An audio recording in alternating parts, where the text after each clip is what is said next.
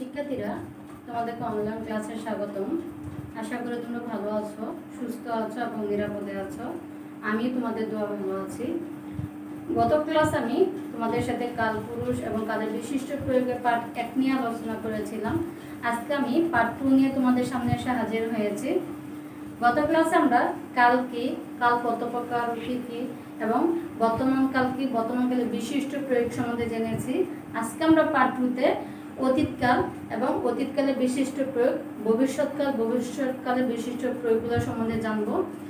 তাহলে চলো আমরা অতীতকাল সম্বন্ধে জানি। বিগত ক্লাসে আমরা জেনেছি যে অতীতকালকে কয় ভাগে ভাগ করছে? 4 ভাগে ভাগ করছে। যে কি? সাধারণ অতীতকাল, নিত্যবিত্ত অতীতকাল, ঘটমান অতীতকাল, পুনর্গঠিত অতীতকাল। এখন আমরা সাধারণ অতীতকাল কি সেটা সম্বন্ধে জানবো। বর্তমানের আগে বা পূর্বে কোনো কাজ শেষ হলে তাকে সাধারণ অতীতকাল বলে। তোমরা বোর্ডের দিকে লক্ষ্য করো, তাহলে বুঝতে পারবা যে আমি সংজ্ঞাটা লিখে দিয়েছি যে বর্তমানের আগে বা পূর্বে কোনো কাজ শেষ হলে তাকে সাধারণ অতীতকাল বলে। আমরা যদি উদাহরণগুলোর দিকে লক্ষ্য করি তাহলে আমরা সহজে সাধারণ অতীতকালটা আমরা চিনতে পারবো। দেখো, আমি বইটি পড়লাম, তুমি বইটি পড়লে, সে বইটি পড়লো।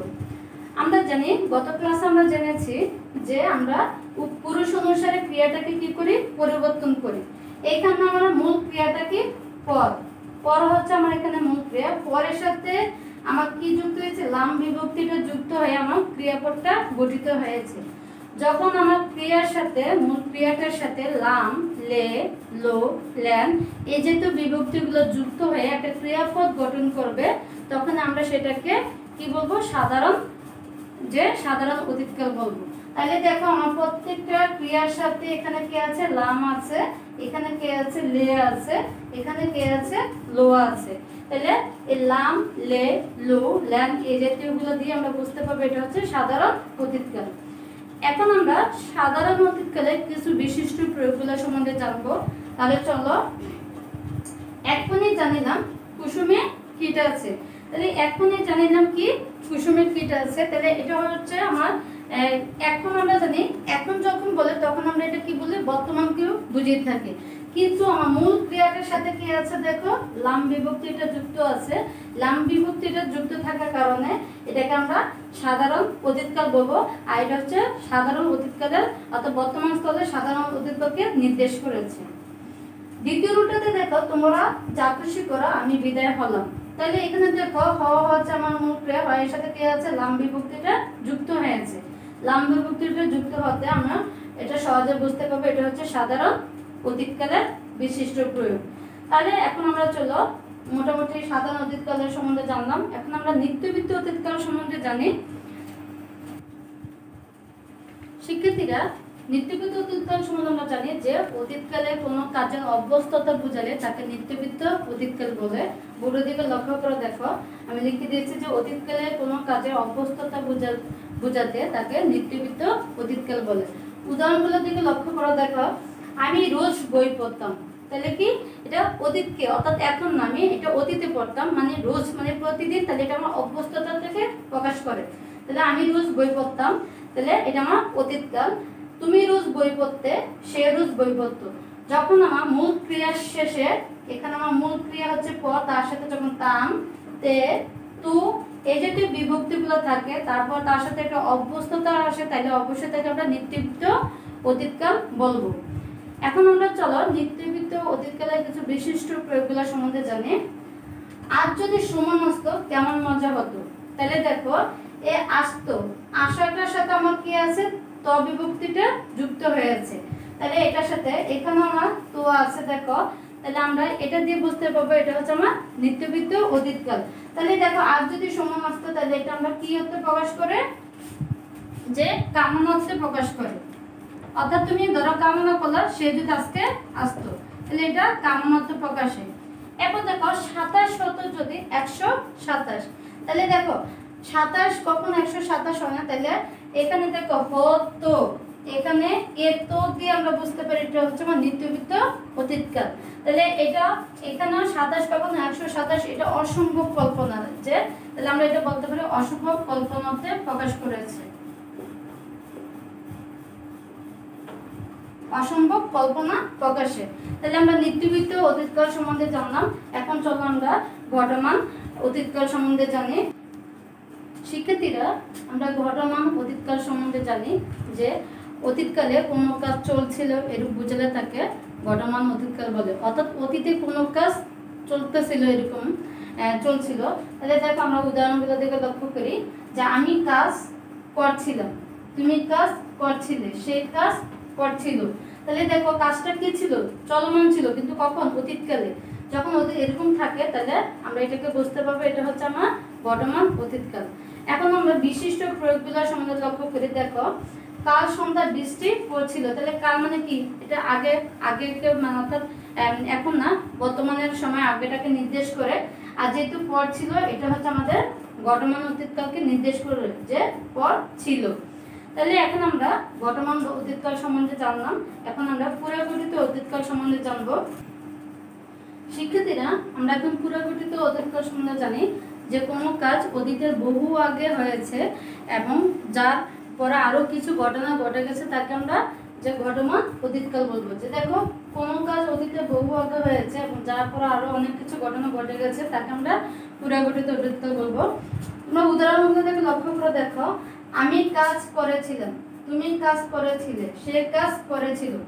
আমরা এই ঘটমান অতীতকাল এবং পুরাগঠিত অতীতকালকে কিভাবে নির্ণয় করবো? দেখো প্রায় আমরা দুটোই কিন্তু প্রায় সেম একই রকম দেখা যাচ্ছে, কিন্তু একটু ভিন্নতা আছে। দেখো এখানে আমরা ঘটমান অতীতকালে শুধু বলছিলাম যে আমি কাজ করছিলাম, তাহলে এখানে করছিলাম আছে। আর এখানে আমি বলছি যে আমি কাজ করেছিলাম।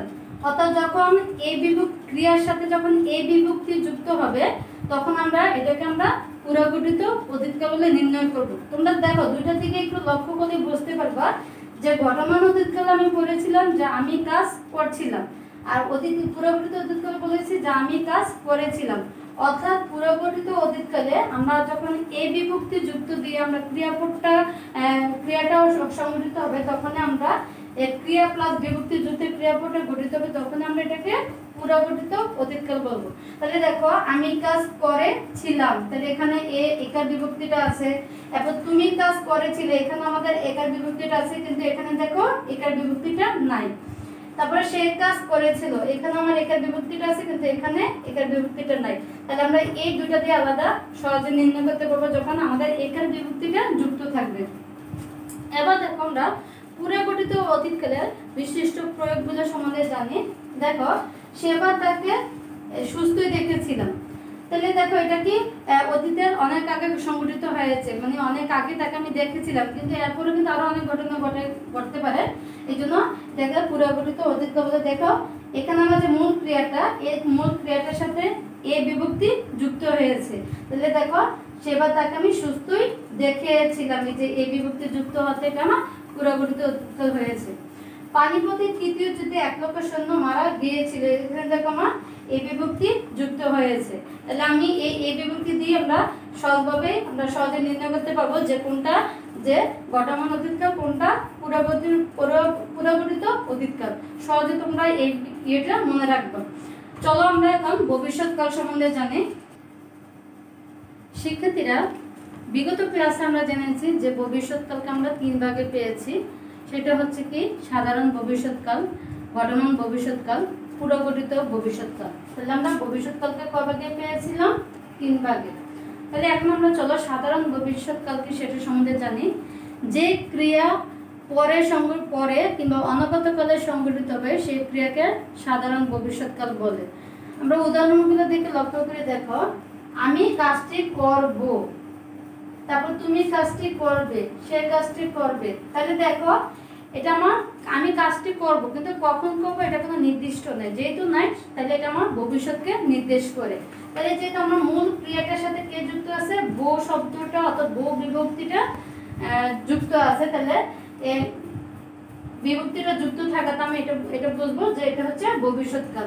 তাহলে এখানে বে আছে, এখানে বে আছে। দেখো তাহলে বে, বু, বেন এই জাতীয় বিভক্তিগুলো যখন যুক্ত থাকবে তখন আমরা এটাকে সাধারণ ভবিষ্যৎকাল বলবো। এখন আমরা চলো সাধারণ ভবিষ্যৎকালের কিছু বিশিষ্ট প্রয়োগগুলো সম্বন্ধে জানি। দেখো কে জানতো আমার ভাগ্য এমন হবে, তাহলে দেখো কে জানতো আমার ভাগ্য এমন, এ আমার মূল ধাতুটার সাথে কে আছে, বে বিভক্তিটা যুক্ত আছে। এই বে থাকাতে আমি এটা একটু বুঝতে পারবো এটা হচ্ছে আমার ভবিষ্যৎকাল। কিন্তু কে জানতো, তাহলে এটা কি বুঝাইছে যে আক্ষেপ প্রকাশে, অর্থাৎ এটা অতীতের স্থলে ভবিষ্যৎকে নির্দেশ করছে।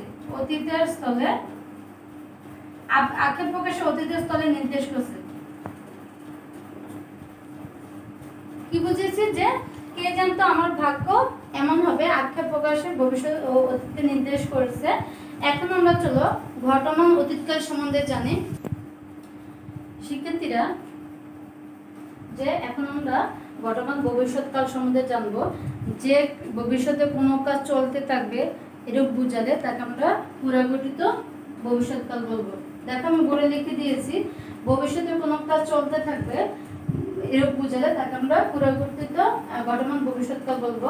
উদাহরণগুলো দেখে লক্ষ্য করে দেখো, আমি কাজ করতে থাকবো, তাহলে এই কাজটা কেমন চলমান থাকবে, কখন, এটা ভবিষ্যৎকালে। তাহলে আমি কাজ করতে থাকবো এটা আমার ভবিষ্যৎকে নির্দেশ করে, কিন্তু এই কাজটা কি চলমান থাকবে। তুমি কাজ করতে থাকবে, এখানে হচ্ছে সে কাজ করতে থাকবে, এরকম যখন নির্দেশ করে যে কাজটা ভবিষ্যতে চলমান থাকবে বা চলতে থাকবে এরকম প্রকাশ করে, তখন আমরা তাকে বর্তমান ভবিষ্যৎকাল বলবো। এখন চলো আমরা পুরাগঠিত ভবিষ্যৎকাল সম্বন্ধে জানি, যে ক্রিয়া সম্ভবত ঘটে গিয়েছে এবং সাধারণ ভবিষ্যৎ কালবোধক শব্দ ব্যবহার করে তাকে পুরাগঠিত ভবিষ্যৎকাল বলে। আমি আবারও বলতেছি, দেখো যে ক্রিয়া সম্ভবত ঘটে গিয়েছে, মানে অর্থাৎ ঘটনাটা ঘটে গিয়েছে এবং সাধারণ ভবিষ্যৎ কালবোধক শব্দ ব্যবহার করে তাকে পুরাগঠিত ভবিষ্যৎকাল বলে। উদাহরণগুলো দিকে লক্ষ্য করে দেখো, আমি কাজ করে থাকবো, তুমি কাজ করে থাকবে, সে কাজ করে থাকবে, এরকম দেখো এটা করে থাকবে, এটা আমার মূলত কি ঘটনাটা কি, অর্থাৎ ক্রিয়াটা ঘটে গিয়েছে এরূপ আমার প্রত্যেকটা উদাহরণে প্রকাশ করতেছে। তাহলে এটা হচ্ছে আমার পুরাগঠিত ভবিষ্যৎকাল। এই ছিল আমাদের অতীত এবং ভবিষ্যৎকাল কি এবং অতীত ও ভবিষ্যৎকালের বিশিষ্ট প্রয়োগগুলো সম্বন্ধে জানলাম। এখন শিক্ষার্থীরা চলো এই কাল, পুরুষ এবং কালের বিশিষ্ট প্রয়োগের অধ্যায় থেকে যে আমাদের বিভিন্ন সময় বিভিন্ন বোর্ড পরীক্ষা বলো বা স্কুল পরীক্ষাগুলোতে বলো আসে এমন কিছু গুরুত্বপূর্ণ নৈবিত্তিকগুলা সম্বন্ধে আমরা একটু জানি। চলো শিক্ষার্থীরা, এখন আমরা বিভিন্ন পরীক্ষাতে আসে বিভিন্ন নৈবিত্তিকগুলো সম্বন্ধে আমরা জানবো। তাহলে প্রথমেই দেখো আমরা জানি ক্রিয়া সংগঠনের সময়কে কি বলে। আমরা পার্ট 1 ক্লাসে পড়েছি যে ক্রিয়া সংগঠনের সময়কে কি বলে, ক্রিয়া সংগঠনের সময়কে বলে কাল। 2 নম্বর প্রশ্নটাতে দেখো কিসের ভেদে ক্রিয়ারূপে পার্থক্য দেখা যায়। তোমরা পড়েছো কিনা বা ক্লাসটা দেখেছো কিনা আমি জানি না। তারপর দেখো কিসের ভেদে, আমরা জানি কিসের ভেদে ক্রিয়া রূপে পার্থক্য দেখা যায়, আমরা পুরুষ ভেদে ক্রিয়া রূপে পার্থক্যটা দেখতে পাই। যেমন তোমাদের প্রথমে ক্লাসের ফার্স্টে আমি বলেছিলাম যে আমি কাজটি করেছিলাম, তুমি কাজটি করেছিলে, তাহলে দেখো পুরুষ অনুসারে আমি বলছি আমি কাজটি করেছিলাম, তাহলে আমি হচ্ছে এখানে উত্তম পুরুষ, আর তুমি কাজটি করেছিলে তুমি হচ্ছে কি মধ্যম পুরুষ। তাহলে দেখো তুমি কাজটির সাথে কিন্তু করেছিলাম বলি নাই, বলেছি যে তুমি কাজটি করেছিলে। তাহলে আমরা বলতে পারি যে পুরুষ ভেদে আমার ক্রিয়ার উপর পার্থক্য দেখা যায়। তাহলে কি ভেদে দেখো, পুরুষ ভেদে। 3 নম্বর প্রশ্নটা দেখো কিসের ভেদে ক্রিয়ার উপর পার্থক্য হয় না। কিসের ভেদে তোমরা কি বলতে পারবা? দেখো যে তোমরা যদি ক্লাসটা দেখে থাকো পার্ট 1 এ, তাহলে সহজে বুঝতে পারবা। আমি ওই ক্লাসে বারবার এটা রিপিটও করেছিলাম যে কিসের ভেদে ক্রিয়ার উপর পার্থক্য হয় না। যে আমরা জানি যে বচন ভেদে ক্রিয়ার উপর পার্থক্য হয় না, বচন ভেদে। অর্থাৎ দেখো আমি যেমন বলি যে আমরা মাঠে গিয়েছিলাম, তাহলে আমি মাঠে গিয়েছিলাম, আমরা মাঠে গিয়েছিলাম। আমরা জানি বচন 2 প্রকার, এক বচন, বহু বচন। তুমি, তোমরা, আমি, আমরা, এই জাতীয়গুলা আমরা কোনো পরিবর্তন দেখবো না। যেমন আমি মাঠে খেলতে গিয়েছিলাম, আমরা মাঠে খেলতে গিয়েছিলাম, দুইটাতে কিন্তু আমার একই ক্রিয়াপদ গঠিত হচ্ছে। আমি মাঠে খেলতে গিয়েছিলাম, আমরা মাঠে খেলতে গিয়েছিলাম, কোনো পরিবর্তন হয় নাই। সেই হিসেবে আমরা বলবো যে কিসের ভেদে ক্রিয়ারূপে পার্থক্য হয় না, বচন ভেদে। এবার দেখো 4 আর 3 এ 7 হয়, এটা দিয়ে আমরা কি বুঝি, 4 আর 3 দিয়ে 3 মিলে 7 হয়, এটা চিরন্তন স্থায়ী প্রকাশে। আমরা জানি 4 আর 3 7 হয়, তাহলে আমরা এটা পড়েছিলাম তাই না, যে এটা হচ্ছে আমাদের সাধারণ নিত্যবৃত্ত বর্তমানকাল, কিন্তু কি হতে প্রকাশ করেছে, স্থায়ী প্রকাশে।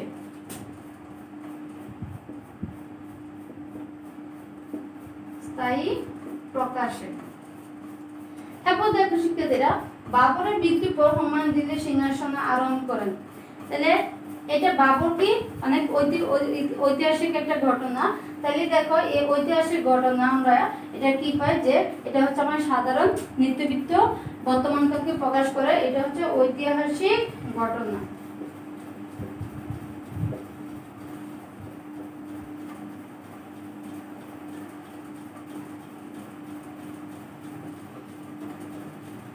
এরপর দেখো মহাভারতের কথা অমৃত সমান কাশীরাম দাস বনে শোনে পুণ্যবান। তাহলে এটা দিয়ে কি বুঝেছে বলতো, এটা হচ্ছে এটাতে আমার নিত্যবৃত্ত বর্তমানকাল প্রকাশ করেছে, কিন্তু এটাকে কাব্যর বনিতে প্রকাশ করেছে। তোমাদের প্রশ্ন আসতে পারে যে মহাভারতের কথা অমৃত সমান কাশীরাম দাস বনে শোনে পুণ্যবান, এটা কোন অর্থে প্রকাশ করেছে, তাহলে আমরা এটা বলতে পারবো যে এটা কাব্যর বনিত অর্থে প্রকাশ পেয়েছে। কিন্তু আবার এই প্রশ্নটা আরেকভাবে আসতে পারে যে এটা কোন কালে বিশিষ্ট প্রয়োগ, তাহলে আমরা এটা সহজে বলতে পারবো যে এটা সাধারণ বর্তমানকালে নিত্যবৃত্ত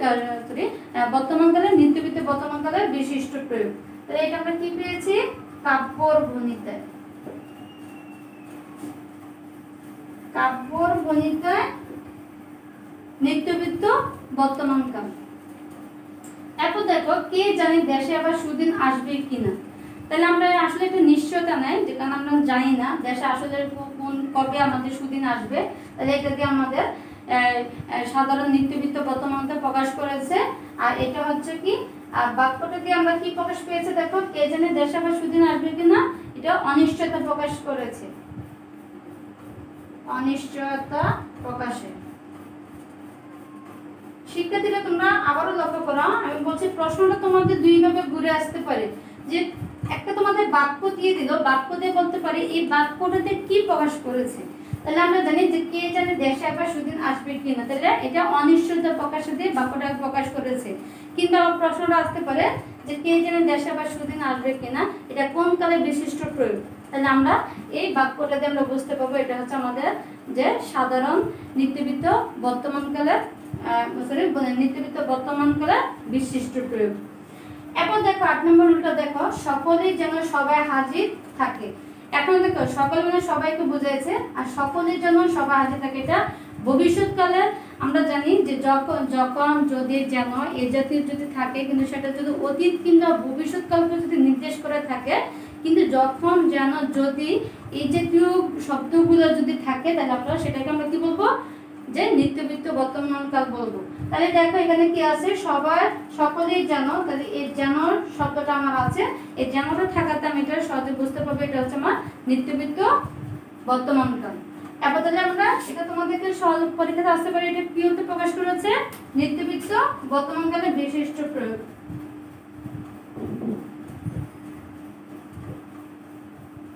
নিত্যবৃত্ত বর্তমানকাল। এরপর দেখো 9 নম্বরটা একই রকম, আমি আবারও বলছি, যখন যদি যেন এই জাতীয় শব্দ যদি বাক্যটা যদি আমাদের অতীতকাল কিংবা ভবিষ্যৎকালও যদি নির্দেশ করে, কিন্তু এই শব্দগুলো থাকলে সেটাকে আমরা যে নিত্যবৃত্ত বর্তমানকালে বলবো। তাহলে এখন দেখো বিপদ যখন, এই যখন শব্দটা আমাদের আছে, যখন থাকাতে এটা আমাদের নিত্যবৃত্ত বর্তমানকালকে বুঝিয়েছে। তাহলে শিক্ষার্থীরা চলো আমরা বাকি নৈবৃত্তিগুলো সম্বন্ধে জানি। শিক্ষার্থীরা তোমরা দেখো যে চণ্ডীদাস বলেন সবার উপরে মনুষ্যত্ব তাহার উপরে নাই। এই উক্তিটা দিয়ে আমরা অনেকে হয়তো বুঝতে পারবো যে চণ্ডীদাস মানে হচ্ছে হয়তো কোনো আদি মানে অতীতকালকে নির্দেশ করছে, কিন্তু আসলে না, এটা আমাদের অতীতকালের অর্থাৎ প্রাচীন লেখকে উদ্ধৃতি হলো, অতীতের স্থলে হলো, এটা আমাদের সাধারণ বর্তমানকালের বিশিষ্ট প্রয়োগ। তাহলে আমরা এটা হয়তো বলতে পারি যে এটা হচ্ছে কোন লেখক হচ্ছে প্রাচীন লেখকের উদ্ধৃতি, কিন্তু অতীতের স্থলে এটা আমার সাধারণ বর্তমানকালকে নির্দেশ করেছে। এটা হচ্ছে আমার কি সাধারণ বর্তমানকালের বিশিষ্ট প্রয়োগ। বর্তমানকালের বিশিষ্ট প্রয়োগ,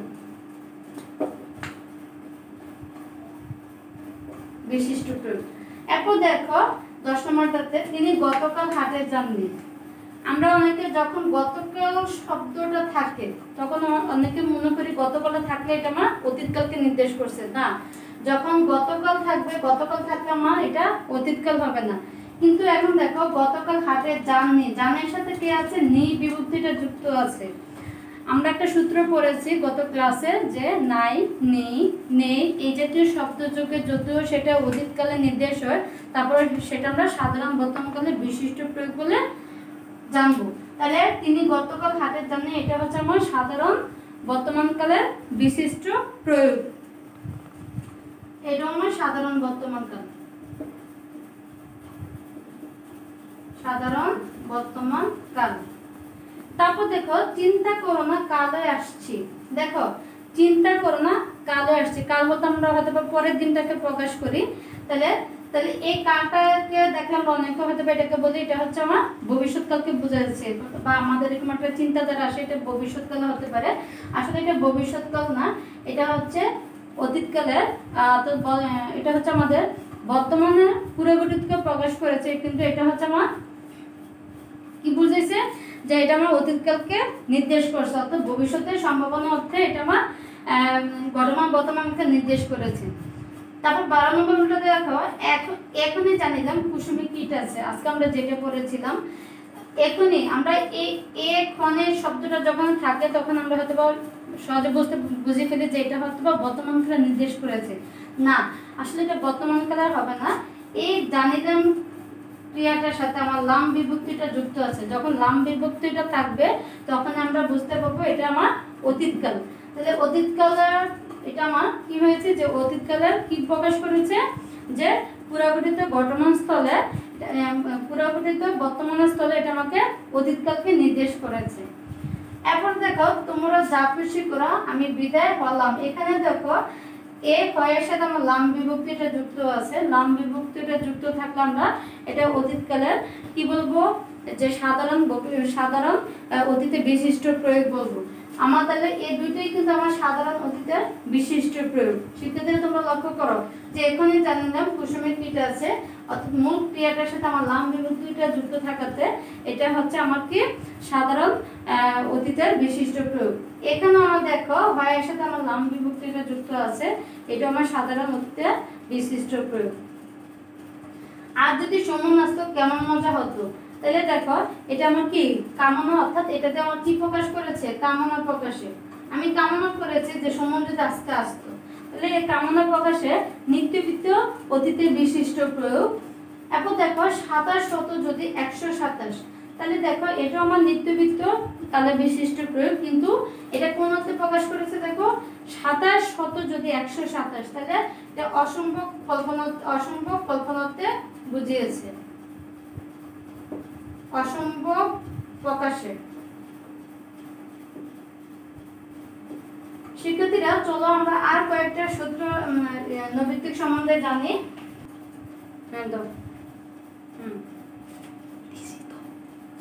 শিক্ষার্থীরা দেখো কে জানতো আমার ভাগ্য, শিক্ষার্থীরা দেখো কে জানতো আমার ভাগ্য এমন হবে।